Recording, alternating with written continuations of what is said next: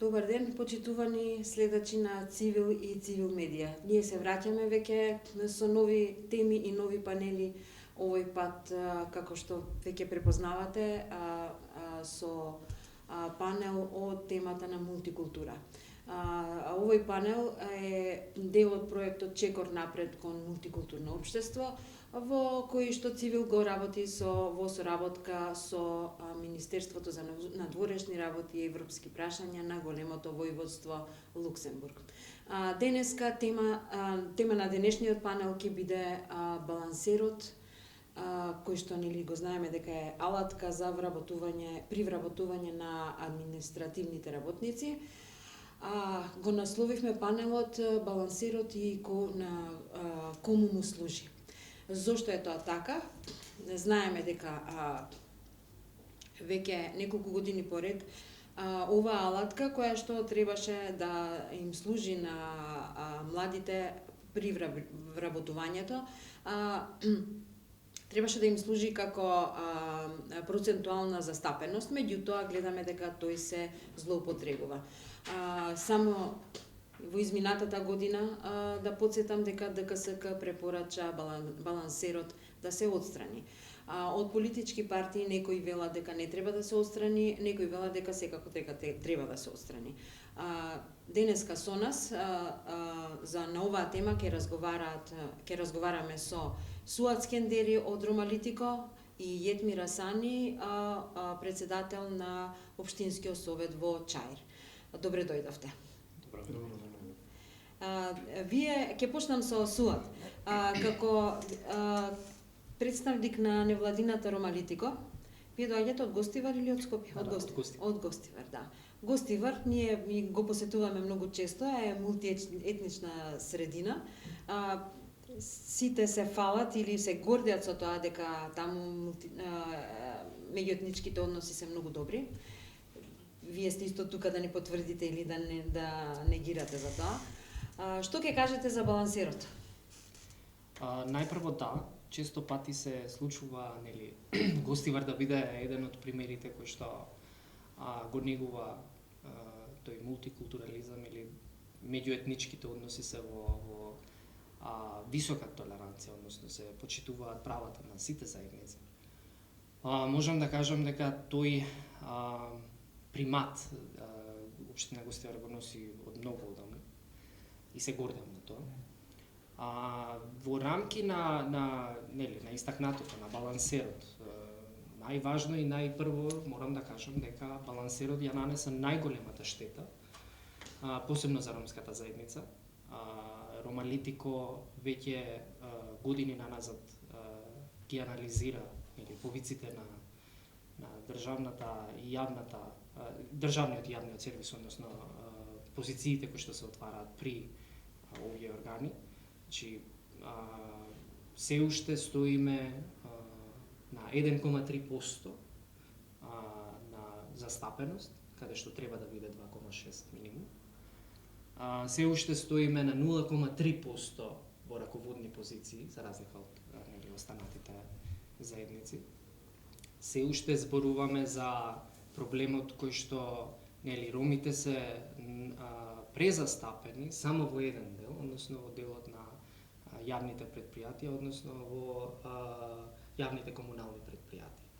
Значи, во јавните комунални предпријатија вие имате најмногу роми во споредба со останатите заедници.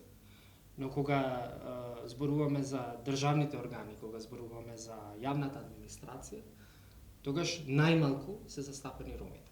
Се уште го имаме тој проблем, долгогодишен проблем. И суштината на балансерот, значи најпрво да разбереме позадината на балансерот. Нели, со развојот на сите овие случувања во државата, балансерот најпрво представува математичка формула пресликана во алгоритам кој што треба да помогне на јавната и на државната администрација застапеноста да биде целосна за сите заедници. Правично. Таа формула или балансерот како целост представува сериозен проблем за помалите етнички заедници, посебно за ромите, изборите, само затоа што балансерот знае да направи грешки. Балансерот знае да фаворизира некои етнички заедници. Балансерот знае да направи поголема штета отколку корист за заедниците. Значи, како што кажав, се уште стоиме на истиот процент, неколку години наназад, 1,3% сме застапени, 0,3% во делот на раководни позиции и се уште го слушаме оној стариот изговор од 90-тите, немате доволно образовани луѓе, односно стручни луѓе за позициите кои што се нудат. Значи, се уште истото го слушаме. Наши анализи покажуваат дека имаме луѓе кои што се навистина квалификувани, кои што можат да ја земат таа одговорност и да бидат дел од државните органи. Сепак, упорно го добиваме истиот одговор, упорно го добиваме, да речам, истата шлаканица ја добиваме од нели, луѓето кои што го бранат балансерот, ја бранат идејата на балансерот и целокупно веруваат дека балансерот е правилна алатка за распределба на овие позиции. Значи, се уште се наоѓаме во би рекол, длабока криза во разбирањето на мултикултурализмот и во застапеноста и правичноста, посебно во јавните органи, значи во државните и јавните институции. Значи, се уште идејата, големата идеја на балансерот беше да ја почувствуваме да почувствуваме дека сме дел од државата. За да почувствуваме дека сме дел од државата и општествените текови, треба да бидеме во тие текови. За да бидеме во тие текови, државата ни кажа по колку може да бидеме. И се уште, 3 месеци наназад, само 3, во објавените повици за државната и јавната администрација, имате некаде околу 50, мислам дека во август имаше 50, во септември имаше 100 и нешто, во октомври имаше 250 на објавени позиции, каде што од тие имате само по 4, односно 5 отворени позиции за роми. Кога ќе ги разгледаме во проценти, ќе видиме дека сите останати заедници, посебно големите мнозинските заедници, се застапени 60, 20, 5, 6 и така натаму. Кај ромите, тоа е 1%. Ти благодарам. Отвори многу прашања на кои секако ќе се навратиме и то подлабоко. Сакам сега малку со Јетмир. Јетмир, ти доаѓаш исто така од една, мислам дека е најголема општина по број на жители, која што исто така е мултикултурна, мултиетнична. Не се знае кој живее таму, така? Мислам се знае, но зборот доаѓа. Ти си веќе раководител на советот на општината, роден си во Чаир, живееш во Чаир. Кажи ми на публиката, во кој состав е општинскиот совет? Мултиетничен? Да, значи советот е составен од тоа како колку има граѓани, толку има и советници, например. Тие што имале повеќе гласови. Е мултиетнички, значи имаме албанци, роми, иако не се од партиски, например, босанска партија, туку имаме бошњаци што се жители на Чаир. Да, но има и советници кои се декларираат као бошњаци. Само имаме турци, македонци, албанци, само роми немаме. Но заради тоа што немаме, имаме специјална имаме комисија каде што во советот се кога е во прашање, например, нешто етничко, нешто што е мултикултурно, секогаш таа комисија или тој совет, да кажеме, се консултира со луѓе што се од различни етнички групи таму. За Чаир знаеме дека е едно од, исто така како Гостивар, едно од најмултиетничките општини. Мислам, живееме мултиетнички, немаме проблеми со меѓуетнички проблеми веќе немаме, мислам. Така да исто така и во општината, пошто нели темата е малце до балансерот, па ќе се надоврзам со тоа. Тоа сакав да те прашам, Да. бидејќи ти си и нели председател на општинскиот Да. совет, ти си веќе во екзекутивата што се вика во Да, општината. значи Како функционира балансерот? Вие како се вработуваат кај нас, кај вас во општината со преку балансер или на друг начин? Да, значи тие што се вработени таму се гледа дека процентуално немам бројки да ви кажам сега, извинете за ова, значи има и етнички баланс, и родов баланс, и социјален баланс, значи има околу 95 вработени во општина Чаир, сите се преку балансерот. Така да можам да кажам дека во општина Чаир е еден примерок како не се злоупотребува балансерот. Имаме добро искуство со тоа, па би сакал, мислам, целата држава да ја земе тоа као примерок, како балансерот би треба да функционира и да не се злоупотреби као во случај што имаме каде што албанци се пријавуваат као македонци или македонци као албанци, роми или турци, да. Така да балансерот како А барате ли роми од ромската етничка заедница во општината внатре во администрацијата? Има ли? Има вработени што Има се, вработени, да, така да. Има и како што реков и турци и бошњаци, значи тоа не знам сега, жалосно што не зедов статистики да ви кажам како е, но сакаш да кажеш дека во општина Чаир балансерот функционира перфектно, значи не се Да. злоупотребува. не се злоупотребува, темата. значи во ниту еден случај не сме имале ситуација каде што да кажеме албанец се пријавил као македонец само за да се вработи таму. А што со тие институции каде што се злоупотребува, на пример, имаше пред некоја година, еве. Тоа се случува и почесто, меѓутоа кога ќе се објави, тогаш јавноста и дознава. Во општина Бутел имаше некој се да работи во општина Бутел.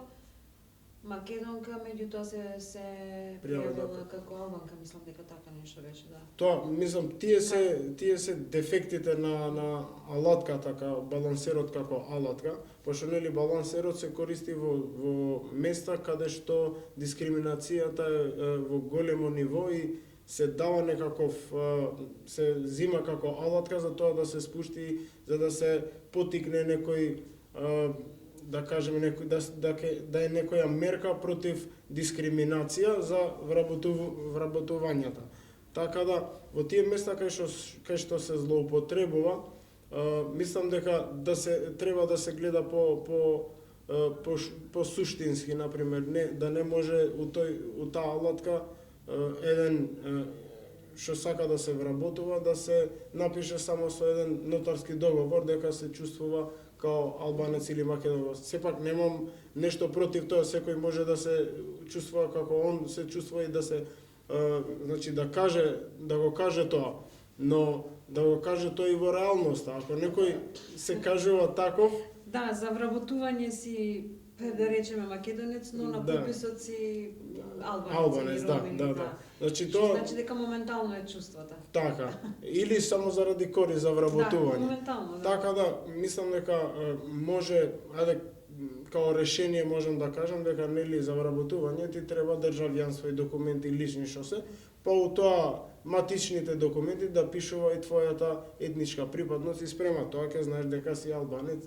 Затоа сметам дека алатката има многу, значи тие алатки секогаш се злоупотребуваат. Гледам и во Косово имаме таков балансер, нели со тоа пратениците дека 20 места пратенички места им се гарантирани на србите во Косово или случајот кај што треба да се балансира во Босна со председателите, он има 3 председатели.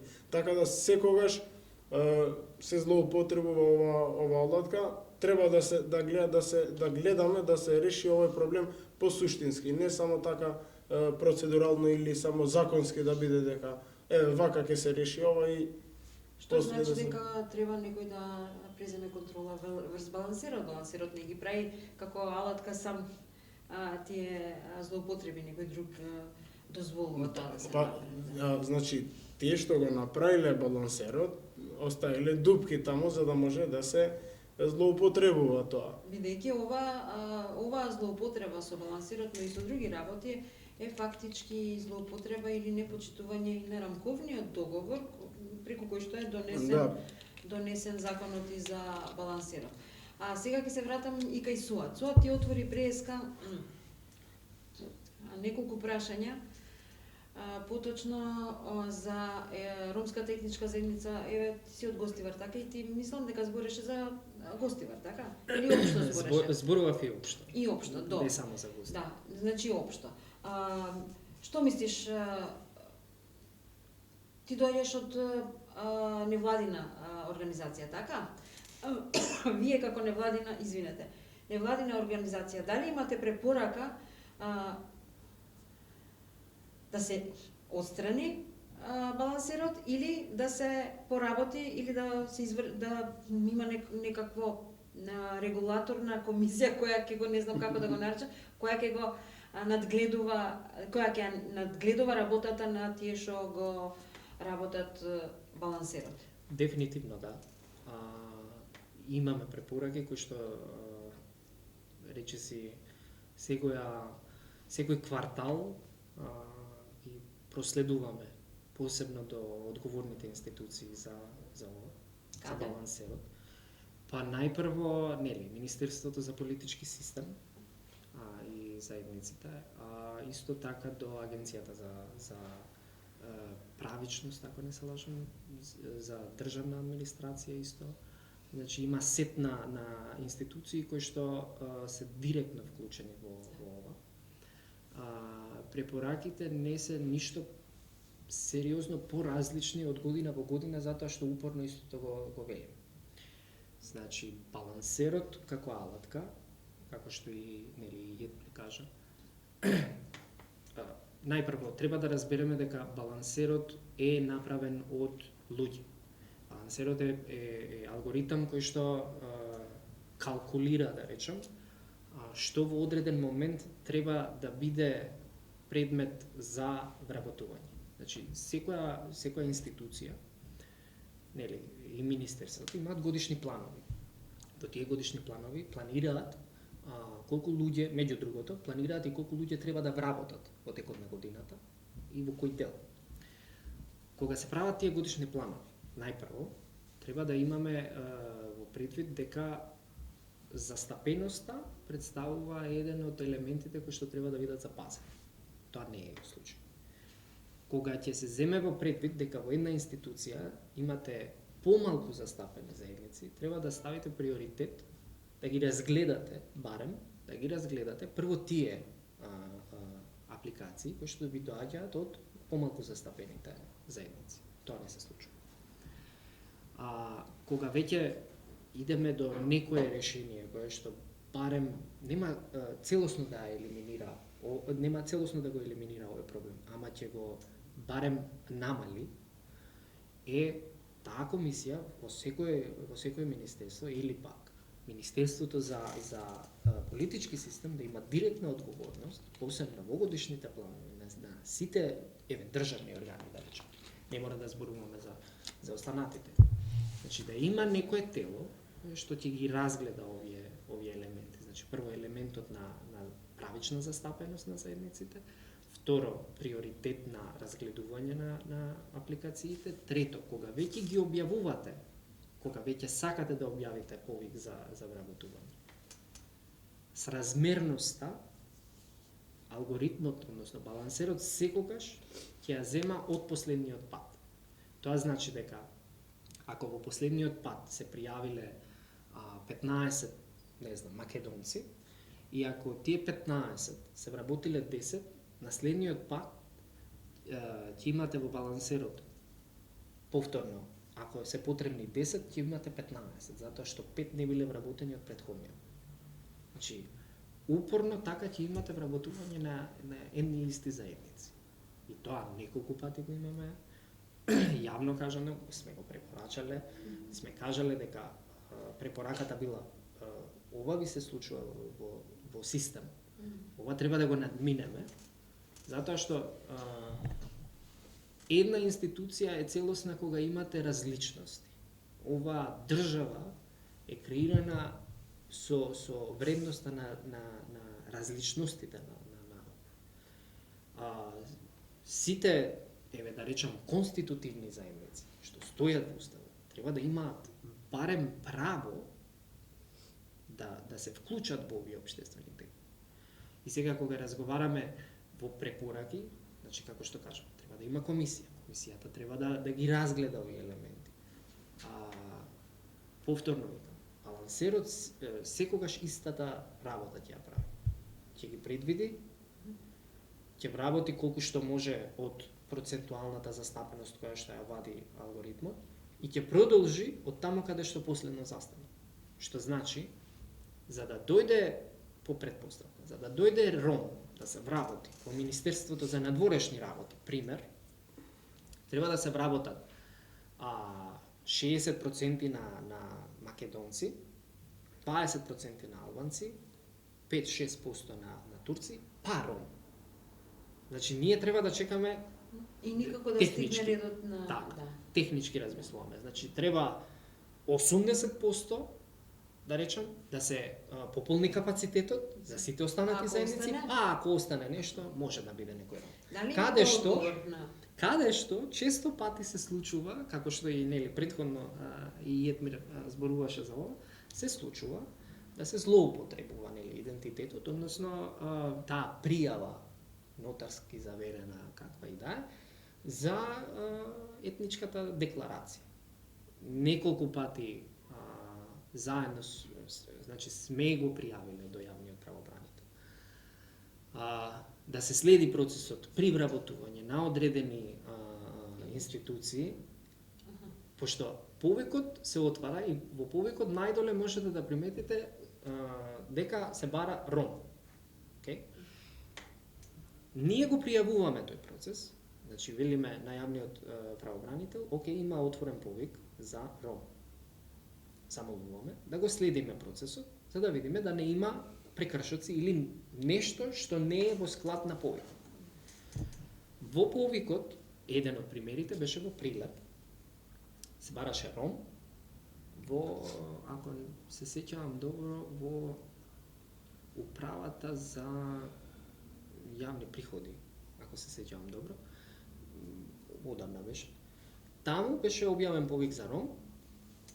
Некој си, не знам, Томе Јован, се чувствувал Ром. Се почувствувал. Така, се почувствувал во моментот Ром. Томе или Јован станал дел од управата за јавни приходи, а Дженгис или Суат не успел, иако имал комплетна апликација, иако ги задоволува барањата на повикот. Значи, затоа велам, треба да има тело, треба да има комисија која што ќе ги разгледа овие елементи. Значи, не можеме упорно да тврдиме дека балансерот ќе не ги реши сите овие проблеми. Дали имате одговор на вашите представки до институции или каде што сте вашите препораки? Имате ли некаков одговор? Не. Не? Краток одговор не. Секогаш видете, секогаш има некој што ја префрла вината на другиот. И тоа е еден лавиринт кој што е креиран, верувам, за да се умориме кондиционо да прашуваме до каде сте. Пред малку, пред да почне панелот, поразговаравме малку кога се најдовме тука. Ве прашав дали ја Ваја оди, бидејќи се така се слуша, дали ја Ваја оди, Ромалитико, извинете, оди кон формирање на партија и се согласивме дека натаму одите. Дали мислите дека, за да ја скратиме приказната, дали мислите дека дали како невладина или како партија би можеле, која формација би стигнала, мислам, по плаките или работата или ангажирањето на партија доколку се формирате или како невладина? Еве, токму за балансирот. Како тоа? Како мислите? Еве, Повеќе што би значи- делувало како партија би делувале повеќе, би можеле да делувате или сега како не Јас искрено верувам во еден холистички пристап, односно целосен пристап. Значи, да, Аваја како граѓанско движење се припрема, рече се регистрираме во скоро идни да ќе биде регистрирана како политичка партија. Движењето Аваја ќе биде партија која што ќе се залага оваа проблематика да стигне повисоко. Значи, ние како Институт Ромалитико, нашиот диапазон на работа, значи, до каде можеме да стигнеме, е да стигнеме до институциите и да им препорачаме. Во ова ново време, ако не сте дел од одлучувачите, секогаш сте изолирани. Народот тоа го разбира. Ние не треба да пренесеме таква порака. Народот го разбира тоа. Дека мора да седнеме на истата маса каде што се сите, каде што се одлучува. За да се одлучува, ние можеме и како граѓански сектор да учествуваме во лимитиран дел на донесувањето на одлуки, консултирање и се останато. Но за да дојдеме до одлука, треба да бидеме рамноправни и да зборуваме отворено за процесите. Балансерот, тврдам, е најголемото зло што се случи во ромската заедница. Затоа и доаѓа таа потреба од креирање на политичка партија која што размислува различно за разлика од останатите. Затоа сметам дека тој холистички пристап, значи Ромалитико може до препораки. Препораките не се слушаат, лавиринтот почнува на прашување до каде сте. Но кога имате политичка партија, тогаш можете да делувате внатре во институциите и да бидете дел од одлучувањето, односно од реформите. Затоа и статута, и идеолошки. Аваја представува една платформа која што станува политичка партија за многу скоро, која што има визија да биде реформаторска политичка партија. Затоа што народот тоа го бара. Бара реформи, бара ново време. Затоа што 30 години наназад политиките, посебно за ромите, се чувство на договор. Значи се договараме колку што, каде, како, ти си ми коалиционен партнер, одиме напред. Не. Значи народот веќе сваќа дека тоа се злоупотребува навистина многу. И тоа представува сериозен проблем. Затоа велам, Аваја станува реформаторска партија, станува центристичка партија која што ќе размислува на заштита на идентитетот, а во исто време ги негува и вредностите на солидарност. Значи, тоа е една поголема идеја која што верувам дека наскоро ќе бидеме и јавни и ќе почнеме да разговараме за тоа јавно.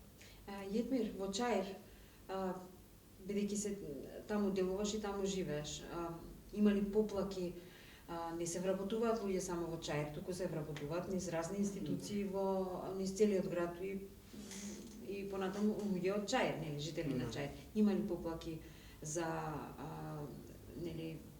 нефункционирање или за злоупотреба на латката балансер? Значи, има поплаки секако, но има поплаки од граѓаните што гледат дека македонци се пишуваат како албанци и се примат на се вработуваат како албанци во тие работни места. Значи, од тој контекст имат поплаки. Други поплаки, не знам, не сум имал некој, може би има. Што мислиш ти, како може да се реши ова, докаде, како може вие, например, да им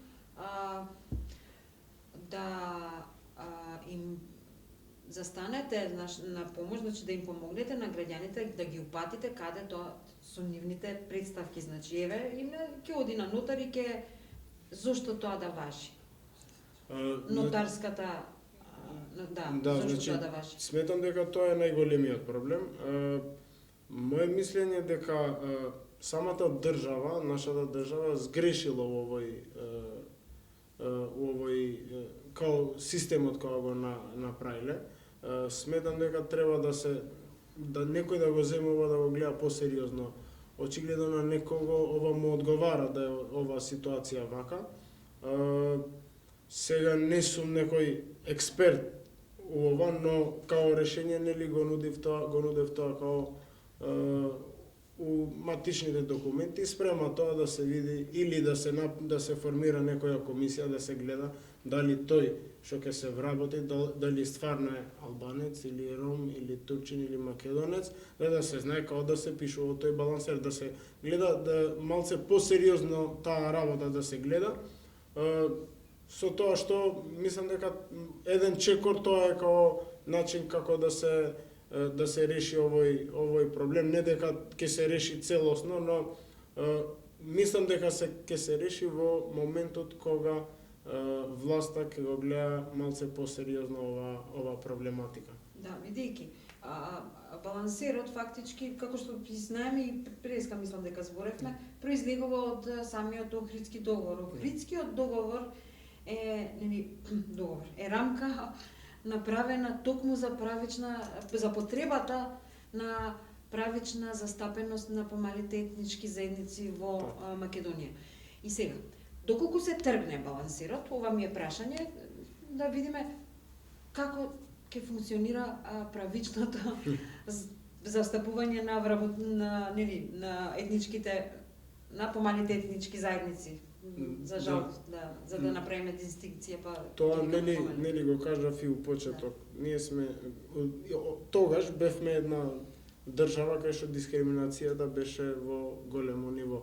Ова балансерот, рамковниот договор беше еден договор за да се намали тој и да се натера целата држава да размислува да се осеќаме сите граѓани еднакви тука у нашата држава. Но ете балансерот покажува дека не е така. Покажува не само балансерот, и други работи кажува дека не е тоа така и тоа не помагаше. Со тоа што мислам дека проблемот треба по-суштински да се решава, не само по закони или по договори или исто така го имаме ситуацијата со жените во листите на пратеници, нели?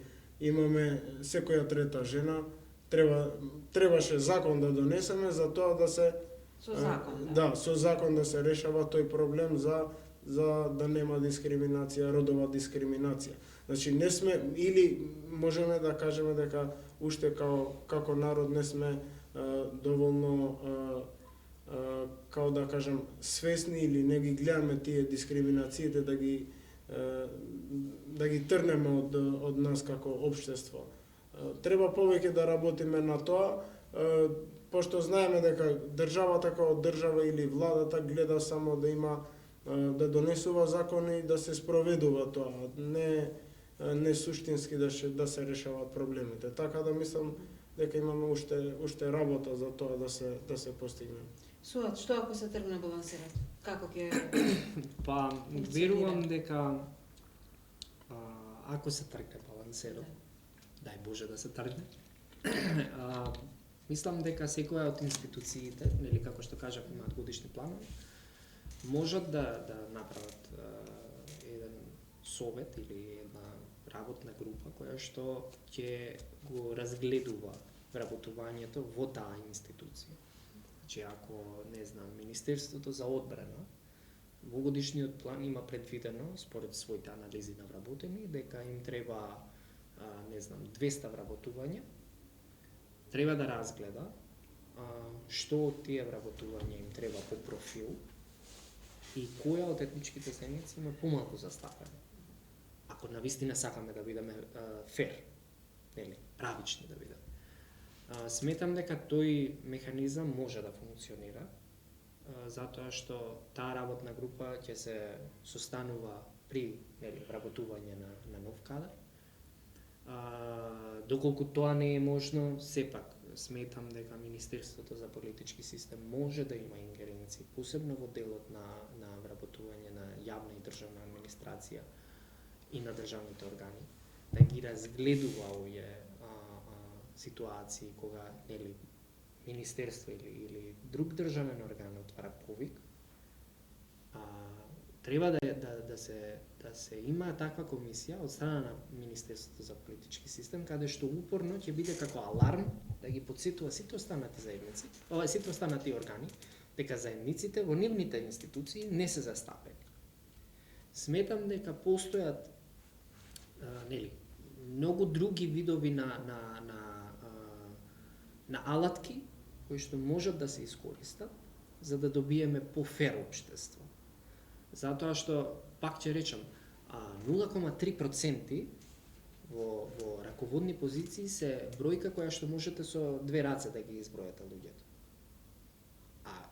Тврдам, одговорно тврдам, дека има луѓе кои што навистина има високо образование и можат да се сносат со таа одговорност. Потоа доаѓа моментот, сега трендот е, се буниме зошто младите си одат од државата. Си одат затоа што немаат доволно простор да направат кариера во оваа држава. Немаат простор да заработат во оваа држава. И секој нов месец дознаваме дека се повеќе и повеќе млади одлучуваат да одат надвор од државата. Дури и подобро име ако работат во фастфуд ресторан, отколку да останат во државата со завршено високо образование. Значи, ако имам јас завршено, високо образование, политички науки, например, и јас сум веќе конкурентен во пазарот на труд, и аплицирам, и не ме примат, упорно аплицирам, и не ме примат, тогаш не треба никој да впери прст кон мене ако се одлучам да одам во Германија и да работам во Макдоналдс. Затоа што таму ќе ми платат за работата. А овде не можам ни до работа да стигнам. А како да екзистирам? Јас не случајно го насловив денешниот панел и мислам дека и други панели ќе имаме серија со овој наслов, кому му служи балансерот. Низ нашиот разговор денеска, злоупотребата на балансерот некако се насочуваше на поединци кои што во моментот решиле да се чувствуваат поинаку од својата примарна етничка припадност, декларација или како сакате. Но нито јас, нито вие не отидовме никогаш не го отворивме тој канал за да некој се пријави на тој оглас, на тој конкурс за често младите ги гледаат конкурсите, но некој им дојавува дека има конкурс, па така живееме така. Кому му служи балансерот? Ми беше прашањето, не е прашањето на Цивил, дали балансерот служи на граѓаните, на младите, на невработените или на некоја задна партиска врата? Во директен одговор можам да речам дека најмалку служи за граѓаните, а најмногу служи за партиски цели. Кога велам партиски цели, не мислам само на сите партии, туку мислам за одредени партии кои што можат тоа да го Бидејќи тука влегува клиентелизам, влегува непотизам, влегува се. Влегува се. Тоа е механизмот кој што утре треба да гласа. Сакате кажете гласачите?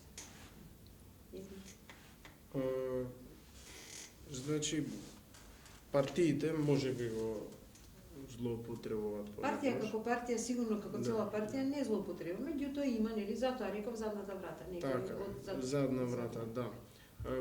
Кога гледаме и пред балансерот, значи во нашата држава секако имало таков систем кај што вработувањата биле спрема партијата, така да партиски. Така да не значи дека балансерот е тој единствен проблем за да се отвори таа врата таму, туку тоа постои од порано, од пред балансерот или Па пред... затоа е ставен балансирот за да не За се да прави не се тоа, прави, но да, сепак да. Сепак се прави тоа. Јас лично мислам дека не треба да се злоупотреби. Секако има право секој да се најавува во тие конкурси и да конкурира, но мислам дека ова власт, министерот што го води тоа Министерство за администрација, мислам дека правеше некои реформи за да се крене тоа нивото на професионалност, на како ќе се одбира тие, да нема толку многу инфлуенција партијата, но сепак се додека функциите и сите тие што ги земат, што се функционерите или директорите се први гледа да се од партиите што се на власт, таа партиска врата ќе биде секогаш отворена. Имаме ситуации кај што се вработиле према тоа балансерот и луѓе што не биле во партија, туку се многу ретки тие случаи. Јас се залагам се што е подобро за граѓаните да биде, не да биде само за една одредена група на граѓани, например на една партија, сите од таа партија да можат да се вработат и другите да не се вработат, пошто се стварува клиентелизам. Нормално така се добијат гласовите, особено тука кај нас во Македонија и во Балканот. Но као што реков, треба први тие што ги водат институциите да се луѓе што се соодветни за тие места, професионално настроени, луѓе што веќе ја знаат таа работа и треба да почнеме самите, пошто сам доаѓам од политичка партија, треба самите ние да, ако сакаме да ја подобриме оваа држава, треба да почнеме малце да идеме кон тоа дека ако не гледаме само како нашата структура да ја вработуваме, туку и другите, сите граѓани, ќе бидеме поблиско до граѓаните на тој начин. Така да, тоа е моје мислење. Веќе се ближиме кон крајот. Јас сите мои гости ги прашувам на крај на секој панел, ги прашувам за стратегијата Едно општество за сите. Прашањето е до и двајцата. Дали знаете од што е составена со стратегија, дали сте слушнале за стратегијата Едно општество за сите, дали знаете за што се работи? Па да, дефинитивно да, стратегијата за едно општество е исто предмет кој што ние го анализираме често во Институтот Ромалитико. Стратегијата, дури во одредени делови на работните групи учествувавме, мислам дека во делот на кохезија, ако не се лажам, учествувавме во работните групи. Што е мислење кое што е поврзано со таа стратегија? Мислам дека повеќе е хартија отколку дело. Како хартија, нели, имаме многу стратегии во државата кои што стојат само како искористена хартија во одредени фиоки. Нема заложби, дефинитивно нема заложби кон таа идеја, кон таа визија за едно општество за сите. Тоа го покажува и балансерот, тоа го покажуваат и многу други елементи, каде што реалноста ни покажува дека едно општество за сите е се уште недостижна цел за нас, иако е амбициозна и е навистина прекрасна идеја. Сепак, многу малку, да не речам воопшто, многу малку се работи на имплементација на таа стратегија и нели, не само имплементацијата, туку и визијата да се прво културолошки да ја сватиме сите, што значи едно општество за сите. Мислам дека и таму имаме проблем. Ама верувам, искрено верувам, дека иднината ќе биде малку по наклонета кон таа идеја. Сакам да верувам дека Република Северна Македонија ќе биде општество кое што ќе ги вреднува луѓето по професионализам отколку етничка заедница. Нема да биде етничката заедница одлучувачки фактор за многу работи во животот на луѓето. Сакам да верувам дека едното општество ќе биде функционално и ќе биде во полза на сите, а посебно на помалите заедници. Благодарам.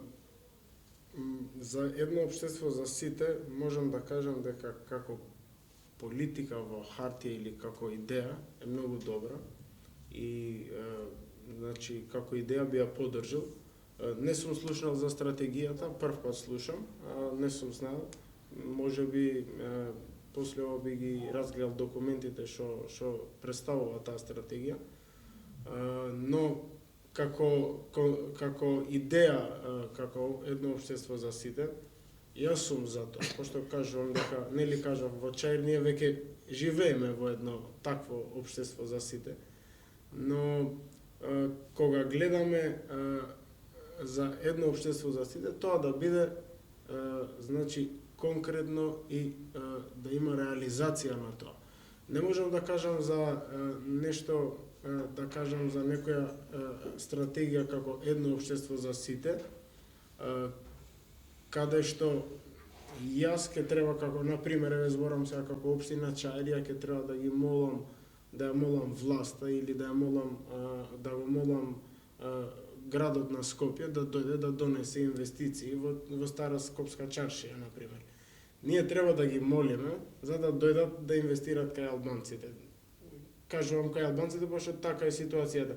Ке кажам дека успешна едно општество за сите ќе биде тогаш каде што властата ќе дојде кај, например, ќе иде кај ромите, кај албанците, кај населенијата кај што живеат роми и албанци, кога ќе дојдат они да не молат нас, за да ни дадат проекти, да. Сакаш да кажеш ќе детектираат каде има потреба и сами така, ќе а не ние да се молиме, да идеме кај нив, затоа кажувам, као концепт, така, да, се уште е така, да. Жалосно, значи, треба да ги молиме за да дојдат кај нас да инвестират, или еве кажувам као, нели, Скопската чаршија е УНЕСКО, под УНЕСКО, значи се уште има проблематика таму кај што намерно се поттикнува, нели, као тој кругот што еве проблемот е таму, не кај нас, кај другиот. Има 7 институции кои имаат надлежности во Скопска чаршија и не можеме никако да седнат, да ги тераме сите да седнат на едно место и да се решава еднаш еден проблем, пошто за една калдарма да ја поправиш треба да однесеш барање во општина, во град Скопје, во општина Чаир, општина Центар или Министерство за транспорт и врски. Затоа имаме проблеми кај што, значи, тоа е да се навратам пак кај ова едно општество за сите, концептот да се спроведува како што треба, не да биде само концепт во артија или за да се добијат гласови од албанци, од роми, од одредени македонски политички партии. Не случајно денеска ова серија панели ја почнувам со млади. Вие сте двајца млади, требаше да биде уште еден, но за жал во последен момент откажа. Не случајно, значи почнав со млади, бидејќи младите би требало да знаат, ние сме поискусни, но вие веќе ја носите иднината напред, би требало да ја за вашите деца, за вас и за вашите деца. На Јетмир му препорачувам да ја види стратегијата едно општество за сите, многу е добра, и потоа да види дали се аплицира или не, како што еве Суат знае многу добро, и да ја представиш во твојата општина и ќе видиш каде треба да се представи. Јас ви благодарам на учеството, се надевам ќе се видиме и на други теми, во овој состав, во друг состав мешан, ние ќе продолжиме со серијата панели на тема балансирот и кому тој му служи, веќе од понеделник во 13 часот. Ви благодарам на вниманието.